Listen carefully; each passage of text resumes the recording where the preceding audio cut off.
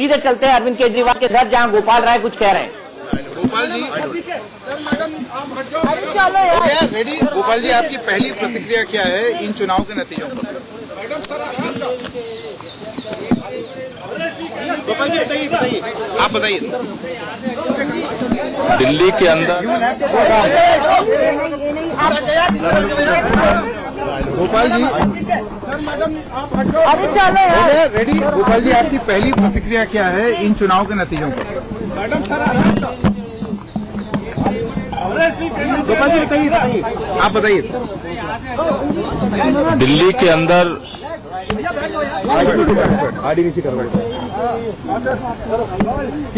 के अंदर जो परिणाम आए हैं,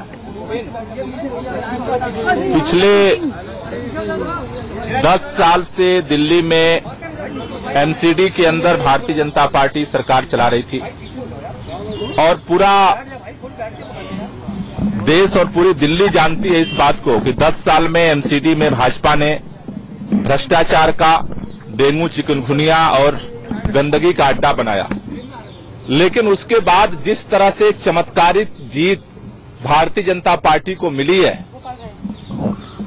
वो ईवीएम लहर से ही संभव है। ये मोदी लहर नहीं है जिसको भाजपा चिल्ला रही है, ये ईवीएम की लहर है। जो उत्तर प्रदेश में, उत्तराखंड में, पंजाब में जो लहर चली थी ईवीएम की, उस लहर को दोबारा भारतीय जनता पार्टी ने ईवीएम लहर को दोबारा यहां रिपीट किया है।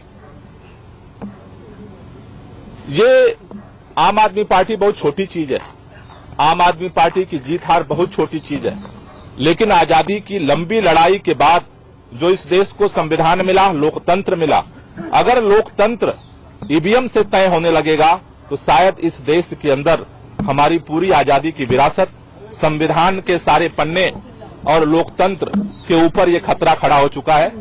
आम आदमी पार्टी अपने सारे चीजों की समीक्षा करेगी, लेकिन इस देश के हर नागरिक को इस बात को सोचना है कि ये जो ईवीएम लहर चलाई जा रही है, इससे इस देश को कैसे आजाद किया जाए, कैसे स्वतंत्रता संग्राम के जो विरासत है लोकतंत्र की, उसको कैसे बचाया जाए, संविधान में जो लोकतंत्र की मर्यादा है उसको कैसे बचाया जाए, और खास तौर से एक नागरिक, एक मतदाता का जो अधिकार है उसको कैसे बचाया जाए, ये इस देश को अब सोचना पड़ेगा।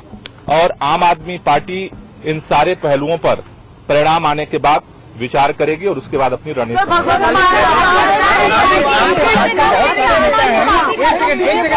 अलका लांबा का ये कहना है कि बहुत सारे भाजपा के नेता जो हैं वो आम आदमी पार्टी के विधायकों को रिझाने की कोशिश कर रहे हैं, उनको ये कह रहे हैं कि आप बीजेपी में आ जाइए। देखिए, अगर उन्होंने ये भी बोला उनके पास एक ऑडियो रिकॉर्डिंग है, आप वो रिकॉर्डिंग रिलीज क्यों नहीं करते? समय आने पर सब रिलीज हो जाएगा। नहीं, आप करेंगे इसको रिलीज? समय आने पर सब कुछ करेंगे। देखिए, मेरा इतना केवल कहना है संक्षेप में कि भारतीय जनता पार्टी जिस तरह से एन केन प्रकारेण से भारत के अंदर लोकतंत्र को खत्म करना चाहती है और ईवीएम के माध्यम से देश में एक तरह के अप्रत्यक्ष तानाशाही को लाना चाहती है, इसके बारे में आम आदमी पार्टी भी सोचेगी और इस देश के सभी जो देशभक्त, संविधान को पसंद मानने वाले लोग हैं उनको भी सोचना पड़ेगा और उसकी लड़ाई को सब लोगों को मिलकर के आगे आवाज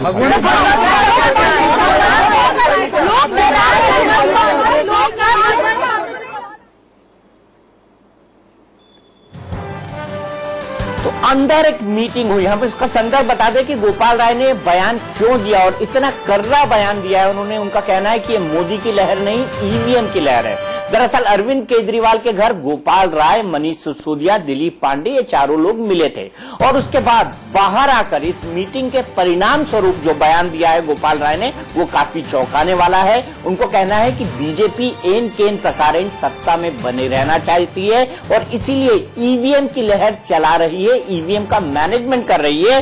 कहते कहते वो यहां तक कह गए कि जैसी कि लहर चली गोवा में, उत्तर प्रदेश में, उत्तराखंड में और पंजाब में, हालांकि वो इस बात को हार गए कि पंजाब में बीजेपी और अकाली गठबंधन बुरी तरह हार चुका है, आम आदमी पार्टी भी हार चुकी है और जीत वहां पर बीजेपी की धुर विरोधी कांग्रेस की हुई है। लेकिन इसके बावजूद भी उन्होंने पंजाब का उल्लेख किया। तो उनका कहना यह है कि मोदी की लहर नहीं बरकरार है, ईवीएम की लहर बरकरार है।